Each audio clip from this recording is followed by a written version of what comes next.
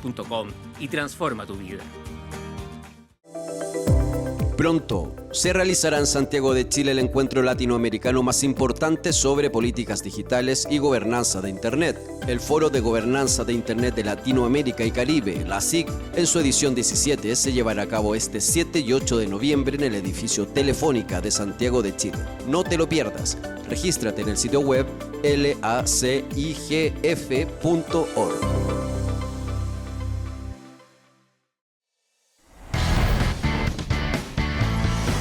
Sé parte de la evolución. techisplus.com.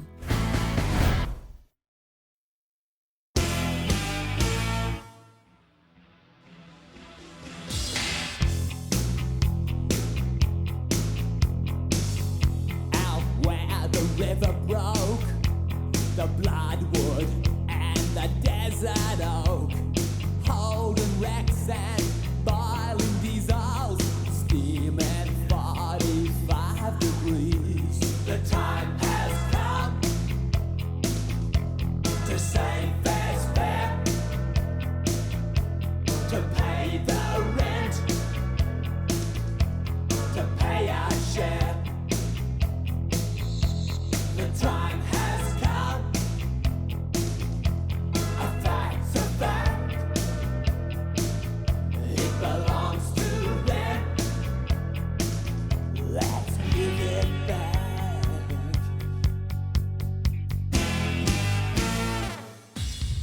How can we dance when our earth is turning? How do we sleep while our beds are burning? How can we dance when our earth is turning? How do we sleep while our beds are burning? The time has come to save fair's fair, to pay the rent now, to pay our share. Disfruta nuestros lunes de ciencia en techisplus.com.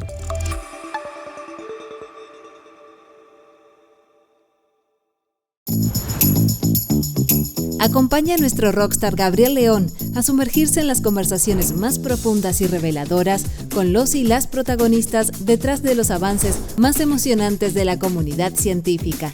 Ya comienza Rockstars.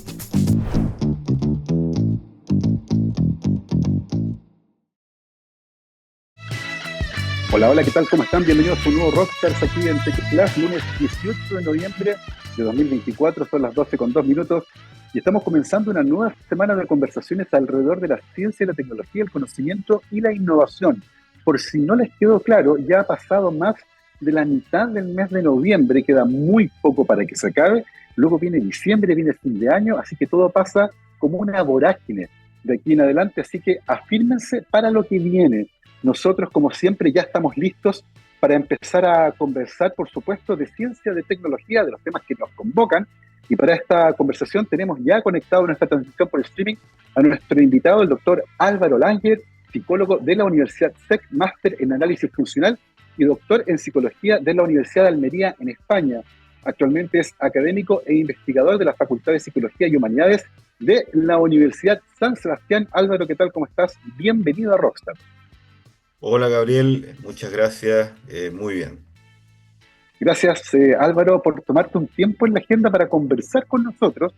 Vamos a conversar de cosas súper interesantes que tienen que ver con implementación de estrategias de mindfulness en distintos ámbitos, pero antes de entrar en ese tema en particular, Álvaro, me gustaría entender un poco tu trayectoria, entender cómo llegas donde estás, cómo aparece tu interés por la psicología y luego por la investigación en psicología. Y comenzando con lo primero, ¿cómo aparece en tu vida la carrera de psicología? Sí, mira, bueno, en esos tiempos, a fines, creo, a fines de los 90, ¿sí? Eh, yo era deportista, ¿ah? De hecho, fui triatleta, corrí Mira. en Pucón en el año 99. y me interesaba el área de psicología del deporte. Mira, Y en ese tiempo,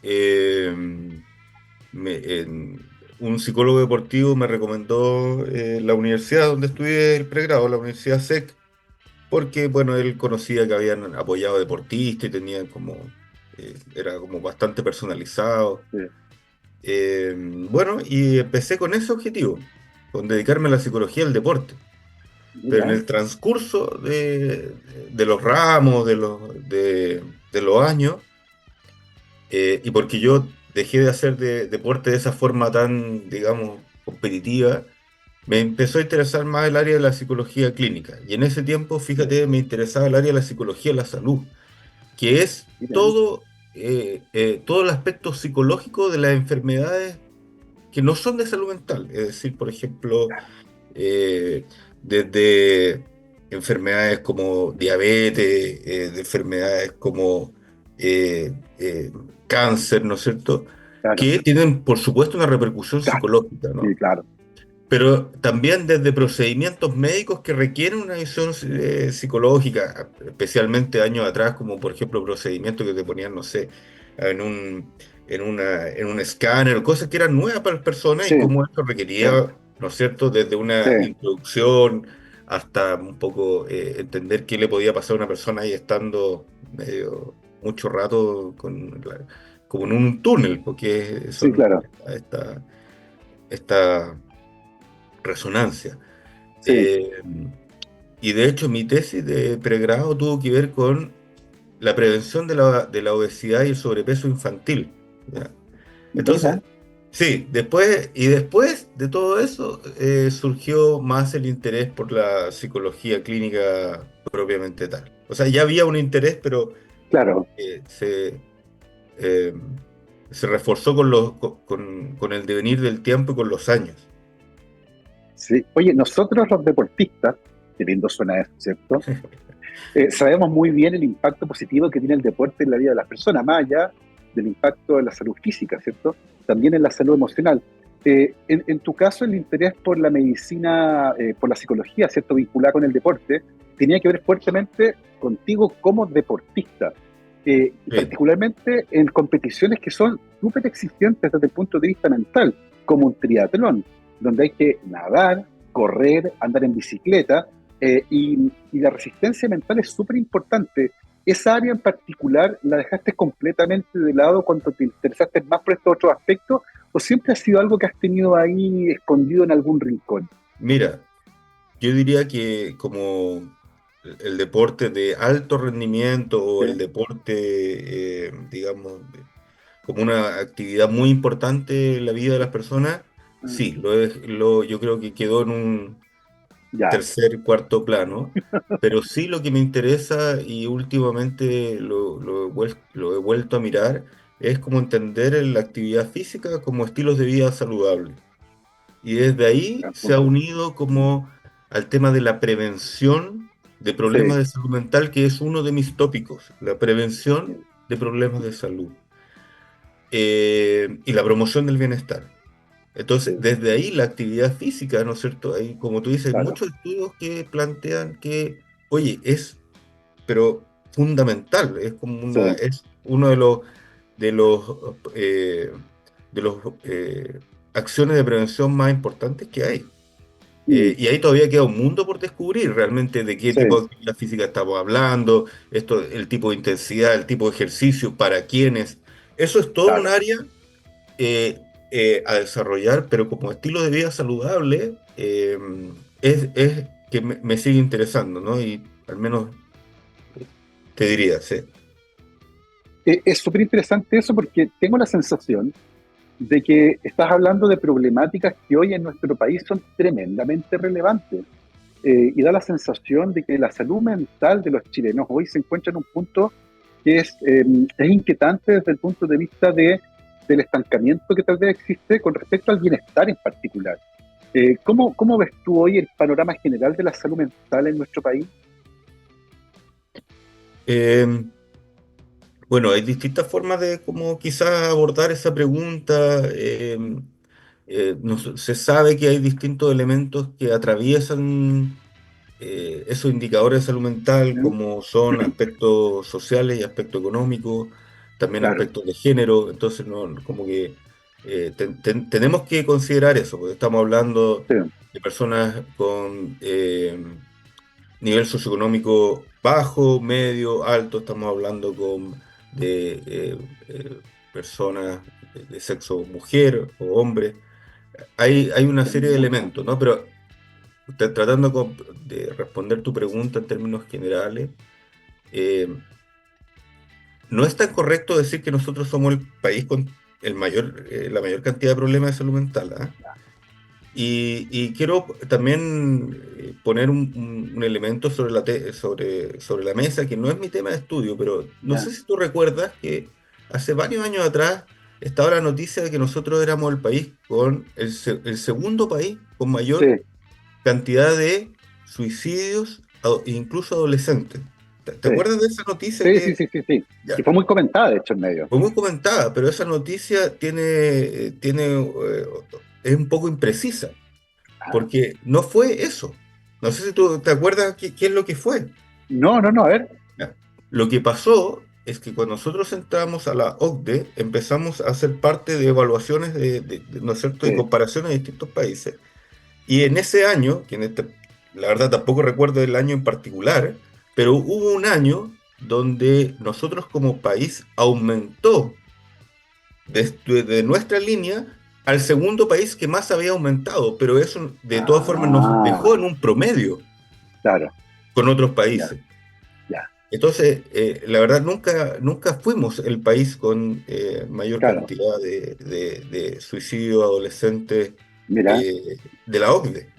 sí, Entonces, ese tipo de cosas es bien importante tenerlas como presente, porque a veces tenemos sí, como una idea o seguimos como una corriente donde afirmamos cosas que a veces no están tan basadas en la sí, evidencia. sí. Es tremendamente Entonces, interesante porque además se ya, vincula con la forma en que se informa a la población este tipo de exactamente. hallazgos. Bueno, ese punto es fundamental, por el papel de las comunicaciones en y cómo reducir el estigma, ¿no es cierto? Es A exactamente. través de los medios de comunicación. Y entonces, yo diría que tenemos varios factores de riesgo, como digamos, como ya que estamos hablando, por ejemplo, del sedentarismo, es un factor de Claro, riesgo, es un factor de riesgo para exactamente. la salud, es un factor de riesgo, digamos, para la salud física, para la salud mental. Eh, y también tenemos hartas cosas que yo creo que son importantes mirar como muy prometedoras, porque, Sí, por ejemplo, uno de los trabajos y una de las áreas que me ha interesado el último tiempo es toda la relación y el efecto del contacto con naturaleza en las personas, ya, ¿ya?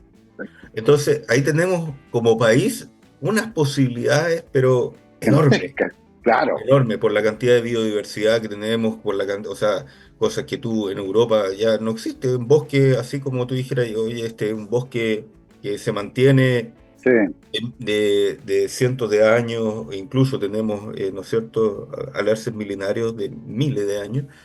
sí, Las posibilidades que tenemos ahí son enormes.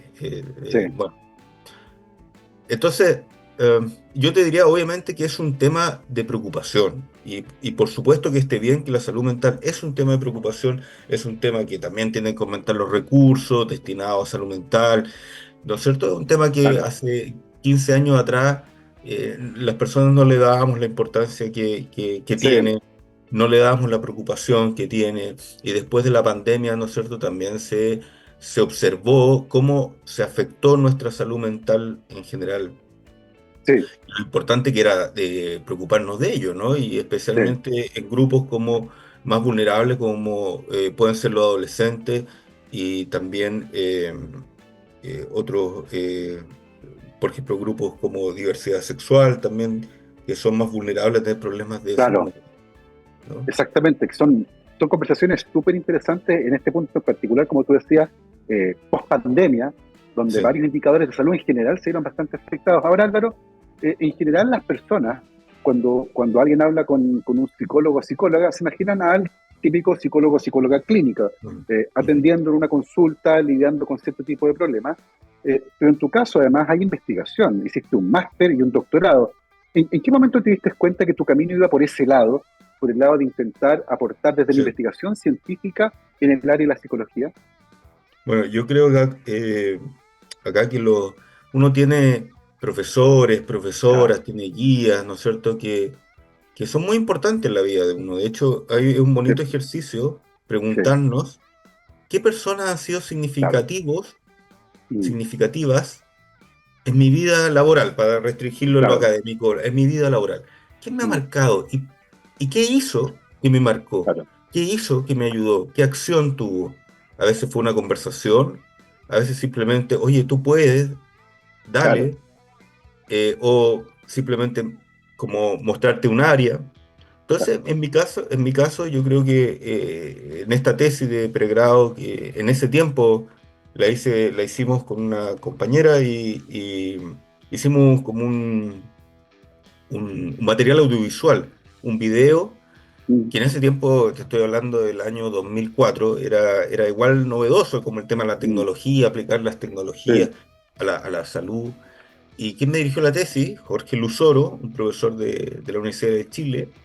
eh, este gusto por no solamente eh, el conocimiento, sino también de generar conocimiento, o sea, no solo mm, de transcribir conocimiento generado por otros, sino el conocimiento que uno puede desarrollar en cosas bien específicas o en localidades que son bien particulares, como nosotros, mm, como nuestro país, que tiene cosas que son, uno podría decir, bien particular, por una cultura específica.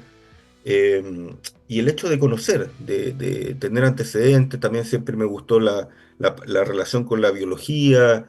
claro. eh, y esto como que siempre los psicólogos nos motiva, pero bueno, ¿cómo puede ser que adentro de, ¿no es cierto?, este cuerpo y esta cabeza eh, pasen tantas cosas eh, que nos hacen comportarnos de una u otra forma, ¿no? Nos hacen pensar esto o esto otro.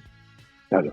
Y yo creo que eso fue el hecho de, yo siempre me imaginaba como trabajando en un centro clínico y generando evidencia respecto a lo que uno hace, probando tipos de terapia, probando tipos de intervenciones y viendo que sus resultados, ¿no? Y su efecto Sí. en las personas. Es súper interesante porque efectivamente ahí hay personas que a uno le muestran el camino, le muestran ciertas áreas, hacen sugerencias con respecto a cómo proseguir a partir de los intereses que uno Sí, manifiesta. Y en tu camino uno puede ver, Álvaro, que decidiste hacer un doctorado en la Universidad de Almería, en España. sí, Cuéntanos un poco por qué decidiste irte a ese lugar en particular a hacer tu doctorado. ya. Buena pregunta. Mira, porque en ese tiempo, bueno, yo había decidido, tenía dos partes de la respuesta. Tenía varios amigos, tengo varios amigos de biotecnología en la Chile. No sé por qué se dio, que tengo varios amigos que estudiaron biotecnología en la Chile, ¿ya? Eh, eh, para no poner a Sí, nombrarlos acá, pero varios amigos de las primeras generaciones de ingeniería en biotecnología molecular. sí, Eh, y ellos tenían la costumbre de terminar su pregrado y se iban a hacer un doctorado. Era sí, como lo normal, era como el estándar. sí, Alemania, y muchos Alemania, varios Alemania.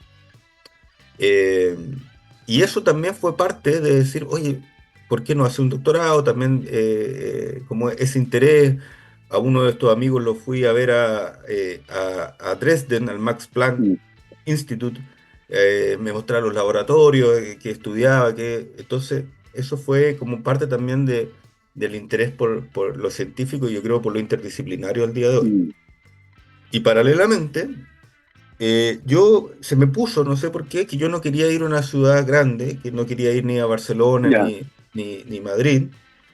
Eh, no me preguntes, todavía no sé muy claro por qué. Y en ese sentido, eh, quien había dirigido mi tesis de pregrado había hecho su tesis doctoral en Granada. ya, Jorge Luzoro había hecho su tesis doctoral en Granada. eh, y veo Andalucía. Escribo varios correos. En ese tiempo, bueno, me tocó viajar, bueno, viajar en Europa, que fue dentro de que fui esto al Max Planck a conocer y ese tipo de cosas.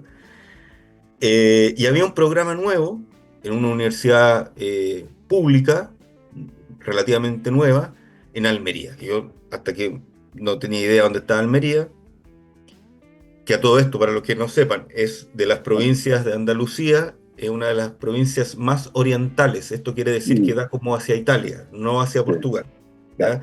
Es una de las esquinas de la península ibérica. claro, Es la esquina, es el sí, corner, ahí está. sí, Eh, a todo esto es conocida porque produce tomates y calabacines sí, o zapallo sí, italiano para casi sí, toda Europa.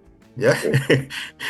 Entonces, de hecho, se le conoce en una parte como el mar de plástico, porque es una parte que son puro invernadero, entonces desde el Está espacio tú lleno, ves entonces eso, bueno, y ahí después uno conoce, tiene toda la parte de Andalucía tiene influencia de más de 800 años, ¿no es cierto?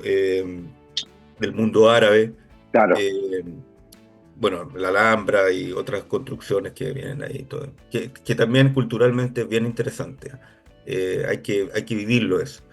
sí, Eh, bueno, entonces quería algo que no fueran estas grandes capitales y Jorge había hecho su doctorado en Granada y averiguando lo que había en Andalucía, en Sevilla también me acuerdo que había este programa que se llamaba Programa de Análisis Funcional en Contextos Clínicos de la Salud y que era bien interesante como los contenidos y además quien lo dirigía habían estado en Granada. Entonces habían ido a Granada a formar un equipo en una universidad perfecto, nueva. Y además el programa tenía mención de calidad, que en ese momento en España algunos programas lo tenían. Entonces como era una universidad nueva, pero dije, bueno, tiene este mención de calidad y para las becas te daba más claro, puntos estar en un programa de... Entonces, con eso fui a conocer que cuando lo vi era una mezcla entre Valparaíso, La Serena y porque tiene eso que es claro, desierto y llegas al mar, sí, ¿ya? Entonces, y esta como estas calles con influencia árabe, entonces la verdad claro, me encantó y la universidad mirando al mar, no, universidad fantástico, al lado del mar, al lado del Mediterráneo. sí, Y me gustó mucho, pues. Entonces, eh, bueno, después postulé, quedé y me fui para allá y empecé todo ahí en una de las cunas de España, bueno, de una corriente en psicología que son las terapias cognitivo-conductuales contextuales y dentro de ellas está el mindfulness. Entonces, como por ahí sí. se empezó a hacer esta unión y bueno, fue una experiencia muy bonita. Estuve en Europa 7 años y medio finalmente. 7 años y medio. Tuviste un montón Eh, de tiempo para allá. ¿Qué te pareció la vida allá en Almería? Mira, eh, interesante esta conversación. No pensé que Gabriel que me iba a preguntar de estas cosas, pero me encanta, la verdad. Eh, bueno, yo creo que para mí vivir en España fue un cambio muy significativo, porque es una sociedad en general mucho más abierta y en general una sociedad con no tantas, yo diría, diferencias socioeconómicas Claro, en las no fue personas. así tan, claro, ya, Entonces, y eso te cambia todo. Te cambia todo cuando tú creciste y tu hermano decidió ser médico y tú decidiste tener una carrera técnica, se educaron en la misma escuela, claro, se sentaron en la misma mesa, tuvieron... Eso te claro, cambia absolutamente todo. Entonces, eh, yo diría que eso fue una de las cosas que culturalmente a mí me abrió mucho la mente, que me pareció muy interesante. Y el hecho como la salud también estaba sí, muy cubierta, digamos, cualquier persona. eh, mm, Está más enfocada en urgencia, obviamente, porque no claro, te da pero que tú sabías que si te pasaba algo grave, está bien, no iba a quedar, digamos, en la calle o que se iba, no sé, pues iba a poder ser atendido. sí, Eh, En general, probablemente hay distintas variaciones en España, ¿no? Porque Almería es una cosa bien pequeña, pues, sí, es bueno, como, no sé, bien pequeño. Pero yo tuve la oportunidad de juntarme iba a un doctorado con esto, como te decía, con mención de calidad y con un grupo de investigación como bien interesante. Y em, fue una experiencia muy sí, interesante, muy enriquecedora, esto como de los estilos de vida que sí, hablábamos. claro, Muchos los estilos de vida, ¿no? Además que no sé, por 2 euros, 2,5 euros, 2.500 pesos, tú ibas en el sur de España, te tomabas una, una caña de cerveza, o puede ser con Claro, alcohol o sin alcohol, para que, sí, ¿ya? Y una tapa. Eso se da claro, sí, solamente pues, se da en el sur, ¿no? Y en Almería se eligen las tapas, porque en claro, Granada como que son las tapas que van saliendo por claro, las rondas, ¿no? Eh, entonces es otra vida, pues es otra sí, vida, otra es vida, otra... sí, obviamente esto no está ajeno a dificultades y problemas como en por todos lados, supuesto, y sí, obviamente cada lugar y cada país mm, tiene sus distintas dificultades, sus distintos problemas. Pero fue muy enriquecedor. Yo creo sí, que en general bueno, para todas las personas, el hecho de tener la posibilidad de vivir en sí, Europa y vivir en otro país, ni siquiera tiene que sí, ser en Europa, la verdad, sí, te ayuda a abrir la mente, a ver mm, distintas sí, formas de abordar las cosas, distintas formas de trabajo, distintas formas de las personas, de asociarse, sí, de comunicarse, de qué es lo que es importante. Entonces yo diría que es una experiencia de vida muy enriquecedora, sí, finalmente, ¿no?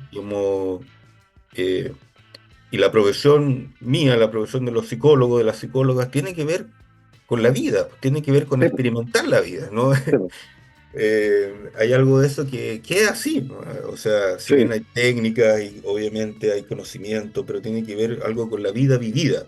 sí, Eh, exactamente, eh, y así que tengo mucho cariño y sigo en contacto y sigo con sí, algunas publicaciones en conjunto con la Universidad de Almería, y tengo varios amigos finalmente sí, allá en- que el fuerte es todo lo que es la agricultura en zonas semiáridas. claro, sí, Eh, sí, de hecho, hay una profe eh, de Arica, de la Universidad de Tarapacá, no sé si no me sí, equivoco, pues, la sí. UTA, sí, sí, la UTA, sí, Sí.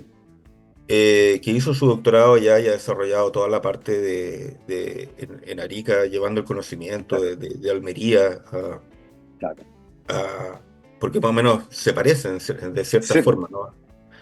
Y, exactamente, bueno, eso te puedo contar de por qué finalmente Almería y por qué me quedé. Bueno, y ahí aproveché claro, también, después fui becado. Yo llegué con 2 maletas, no claro, conocía a nadie, y después, bueno, todas estas experiencias que son muy bonitas, que son parte de, yo creo, ahora al- digamos, al responder tu pregunta, es parte de lo que a uno lo va constituyendo, ¿no?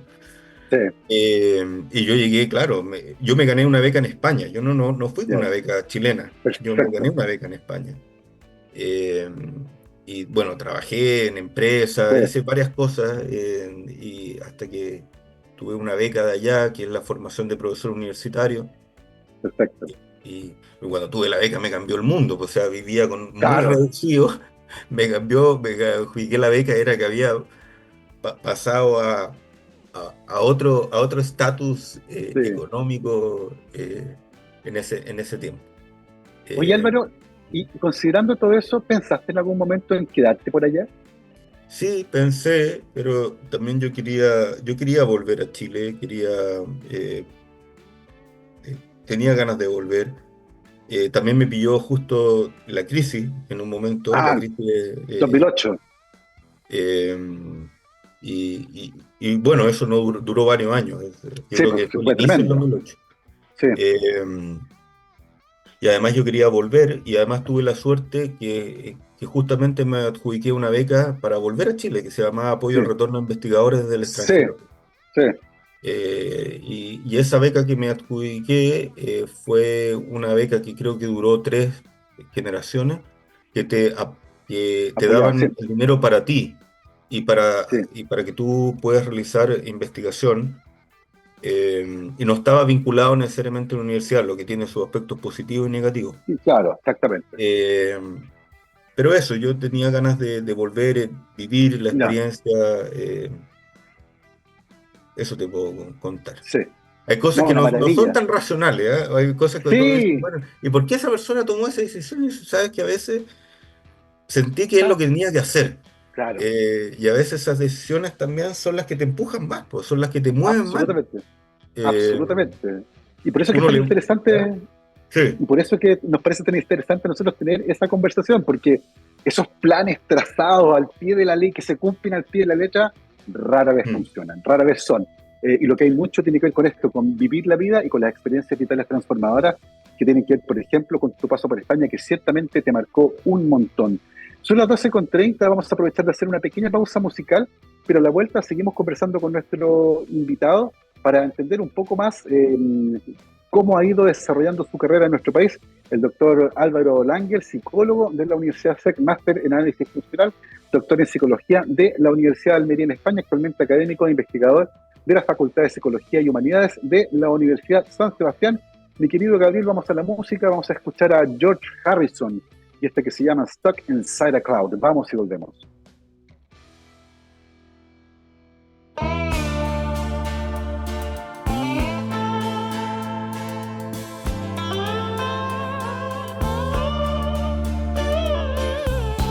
Never slept so little,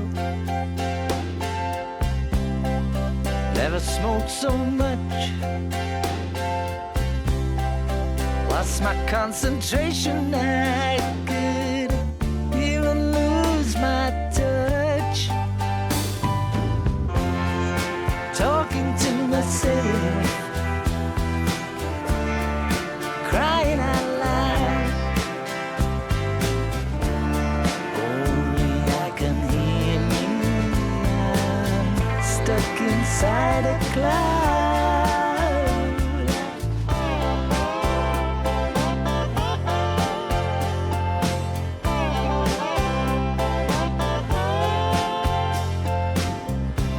That made some exhibition. I lost my will to eat. Only thing that matters to me is to touch your lotus feet. I'm talking to myself, crying out loud. Only I can hear me. I'm stuck inside a cloud, talking to myself, crying out loud. But only I can hear me. I'm stuck inside a cloud.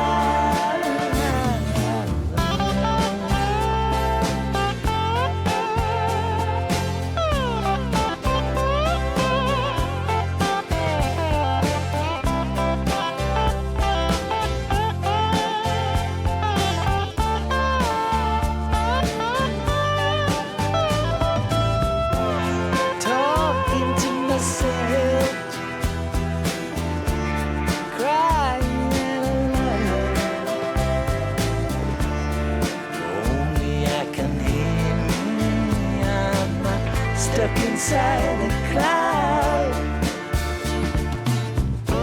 Never been so crazy, but I've never felt so sure. I wish I had the answer to it. Don't even have a cure. Just talking to myself, crying as we part, knowing as you leave me, I also lose my heart. Talking to myself, I'm crying as we part, knowing as you leave me,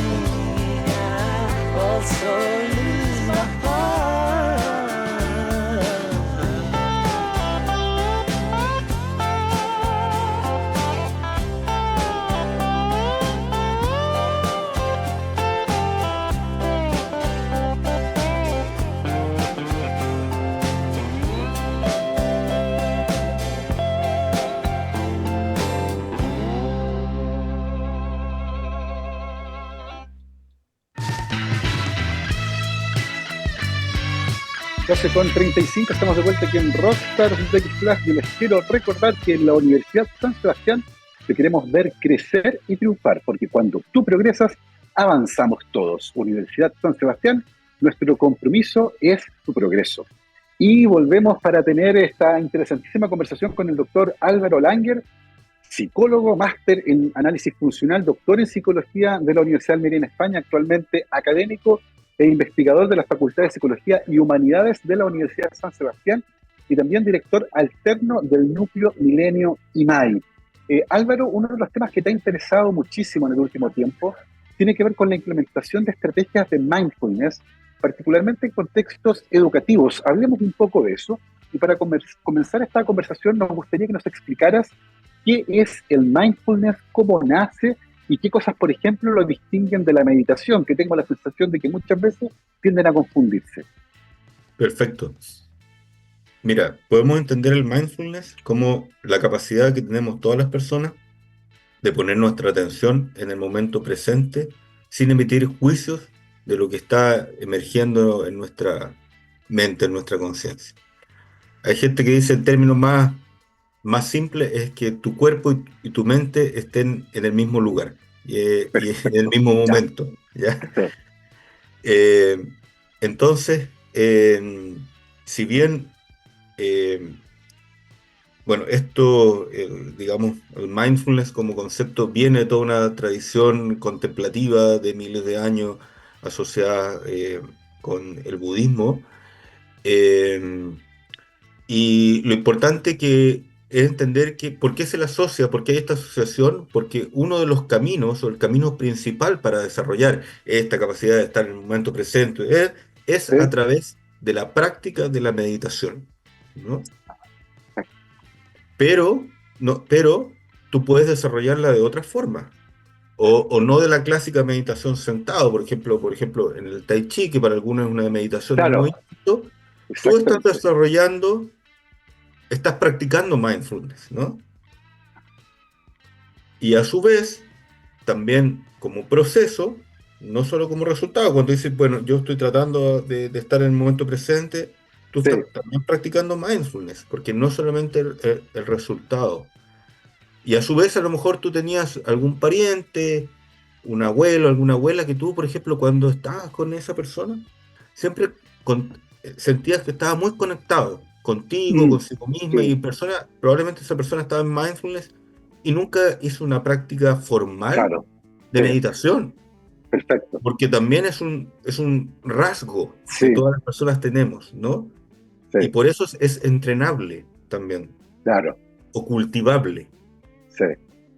Oye, Álvaro, y antes de seguir con la conversación, hoy que la tecnología invade todo, y la gente no los ve, están comiendo en un restaurante y están mirando el celular, por ejemplo, ¿cuánto incide de manera negativa esta distracción que tenemos tan a mano con esta idea de poder tener cuerpo y mente presente en el momento?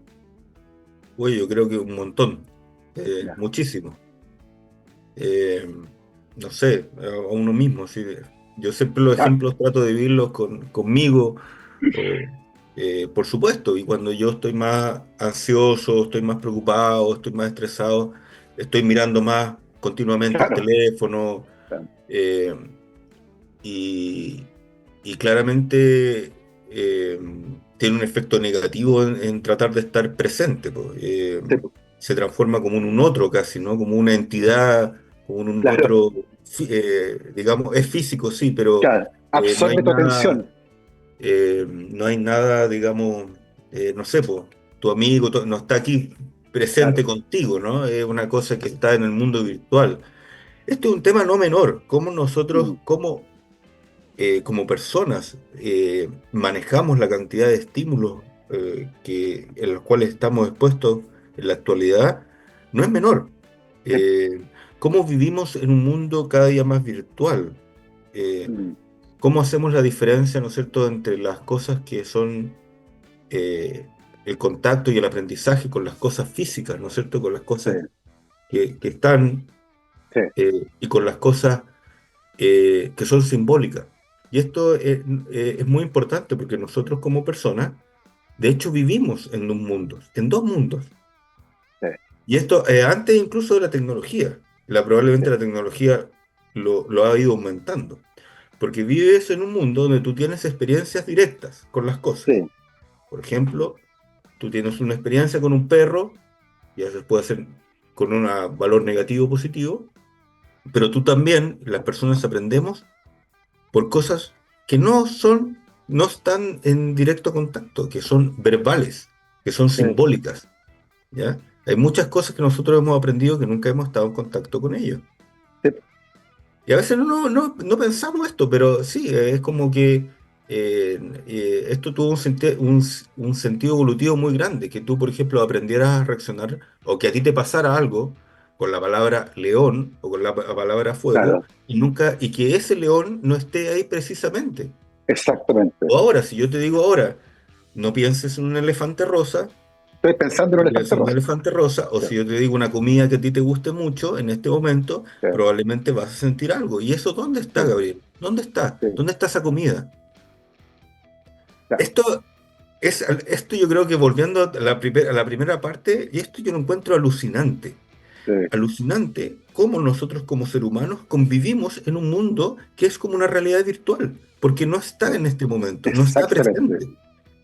Mm, Y esto tiene que ver con la adquisición del lenguaje, tiene que ver con distintos elementos, pero principalmente que vivimos en estos dos mundos, ¿no? sí, Y esto es importante considerarlo porque el mindfulness justamente nos ayuda en un momento a recordar que ese mundo que nos preocupa, que es lo que viene a hacer después, es claro, gran parte un mundo simbólico.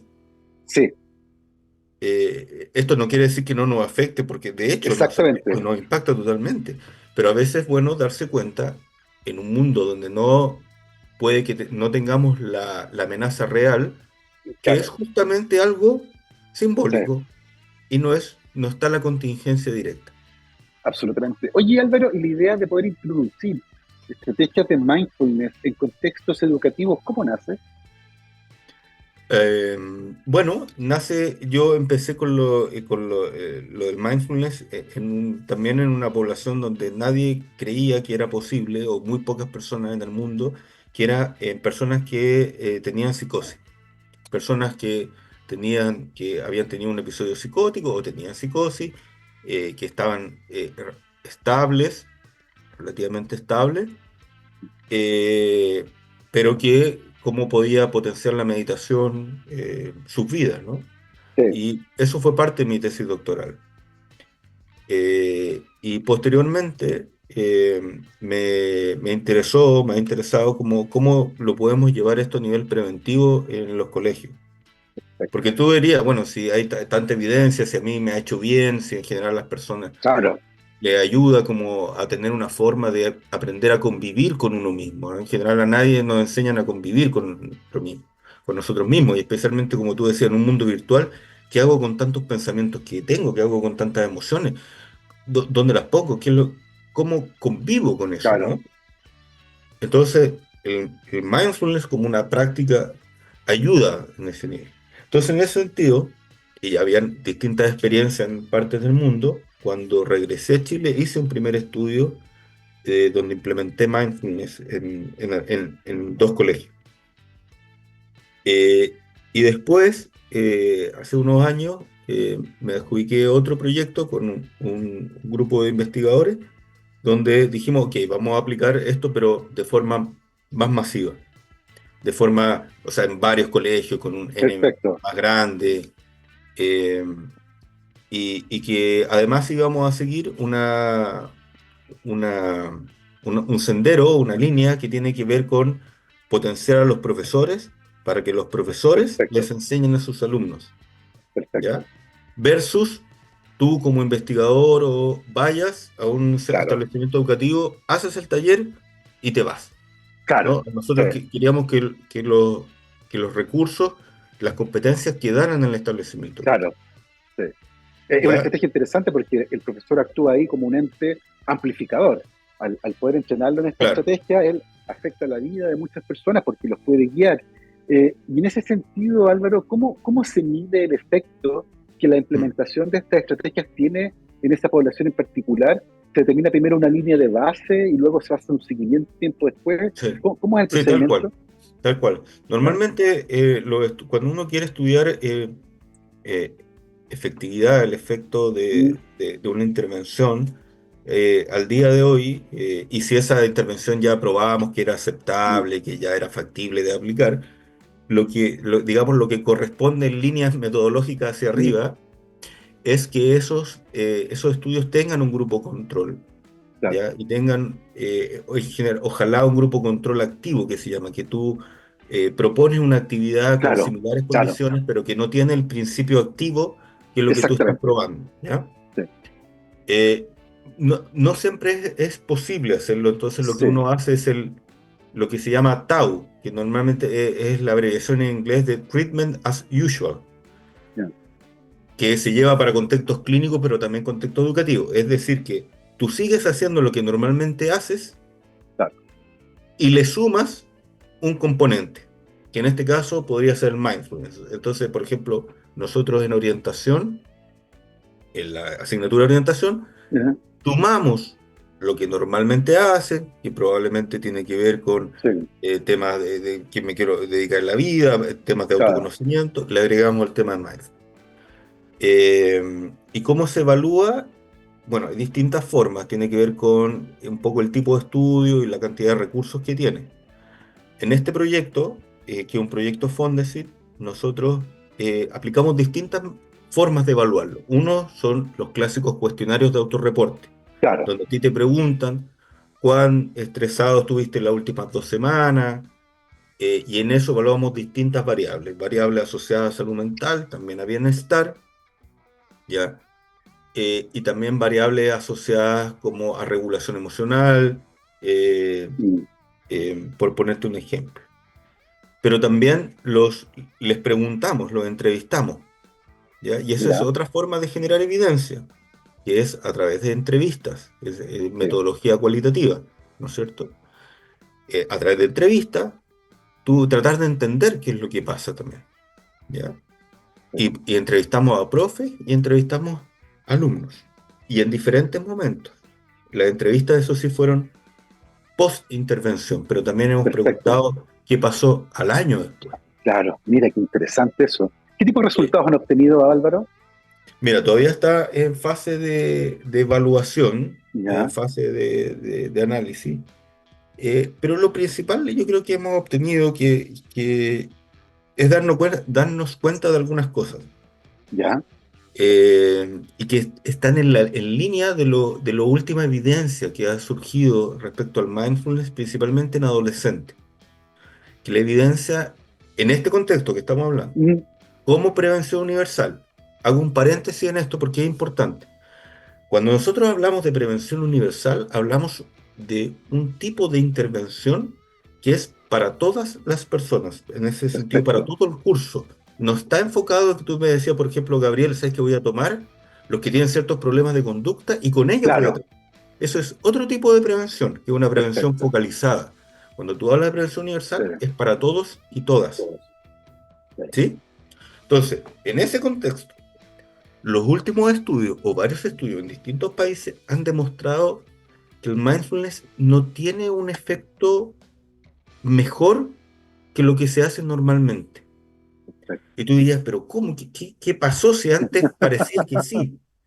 Y yo diría que uno de los hipótesis que puede ser que realmente post pandemia hayan cambiado mucho distintas cosas, y como que lo que te servía antes puede ser que ahora ya no te sirva. Mm, O que el umbral para que esto claro, tenga sí, un impacto un cambió, efecto y cambió. también que ciertos contextos y situaciones han cambiado. Esto puede ser una hipótesis. Lo que Sí, nosotros hemos visto cuando tú dijiste, por ejemplo, los profesores, excelente, eh, y en la teoría es así, yo creo que es claro, así, para muchas personas es así, pero con la entrevista y los datos nos empezamos a dar cuenta de algunas cosas. Primero, que para ti, por ejemplo, vamos a hacer el caso que tú eres profe, ajá, ¿ya? Para ti, como profesor, a lo mejor lo que implica el mindfulness puede ser que no sea lo mismo para tus estudiantes, sí, chicos de 14 y 15 años. Claro, las expectativas que tú tienes. ¿Para qué hacer esto? ¿Por qué esto es importante? Porque claro, probablemente todos vamos a estar de acuerdo que es eh, súper importante desarrollar las habilidades socioemocionales. Es que en los claro, últimos años hay harto auge con esto. sí, Sí, estamos de acuerdo. pero, claro, Pero, claro, para lo que para ti es importante, no necesariamente para los jóvenes es importante. sí, Uno. Dos, tú eres como adulto, y muchos me decían, hay mucha agua bajo el puente en el sentido de que con ese profesor o profesora te puedo tener una relación que a veces no es la mejor. Y eso sí. puede impactar. Oye, qué interesante. Y a su vez también que algo muy interesante y que puede ser propio de nuestro contexto o de un contexto latinoamericano, que no es lo mismo que Europa y Estados Unidos, es que, ¿qué pasa si yo te invito a relajarte, Gabriel, en un lugar que no es apto para eso? Claro, no, no va a funcionar. No, no, no me puede, va a ser muy difícil. Y pareciera que es una obviedad que se nos pasó a todos, ¿no? Como decir, Claro, oye, te invito a relajarte, te invito a, claro, suelta tus defensas. Y resulta que en un lugar claro, donde yo no me puedo mostrar vulnerable, porque si me muestro claro. vulnerable, me pasan otras cosas.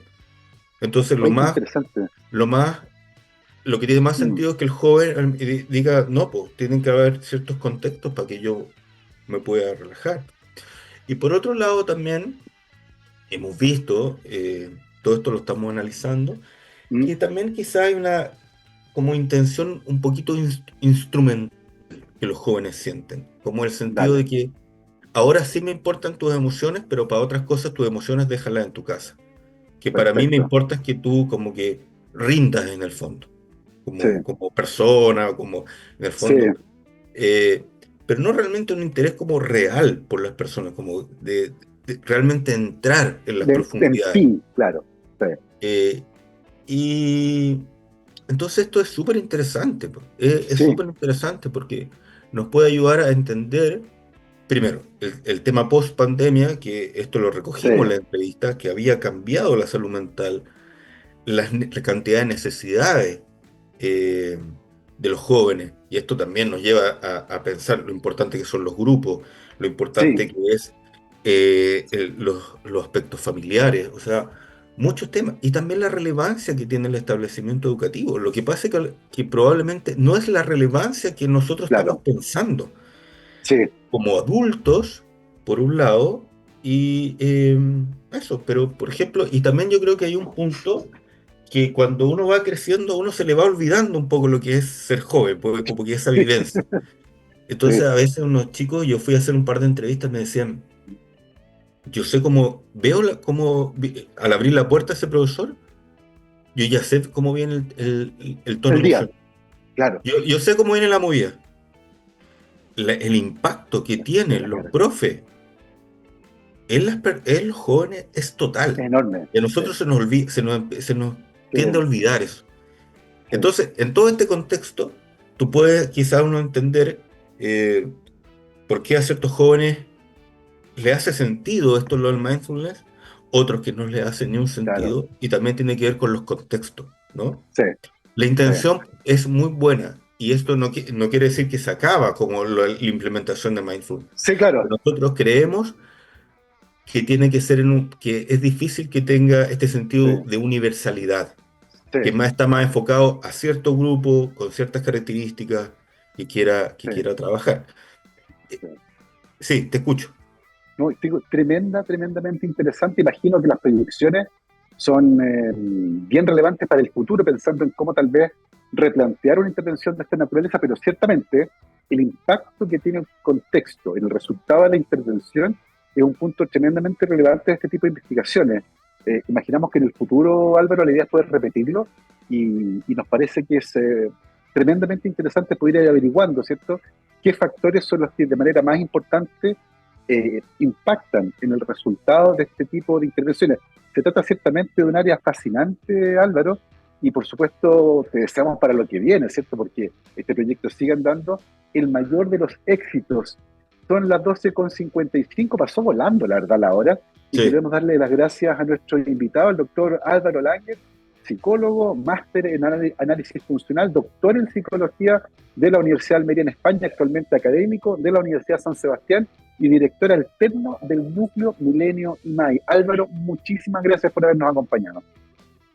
No, gracias a ti, Gabriel, por la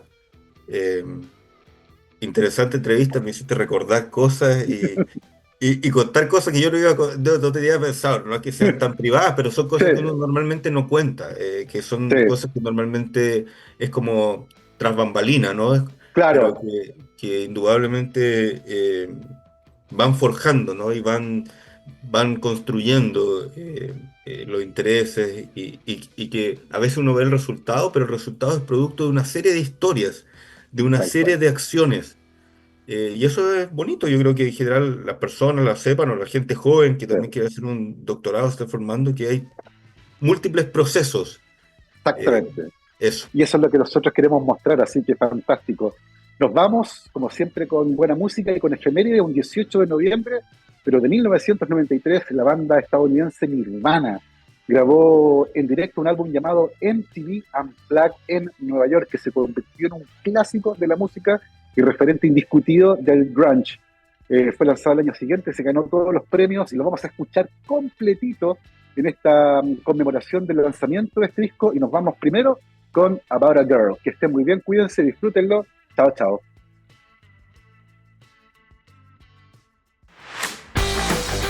Visita todos nuestros programas en formato podcast en texplus.com.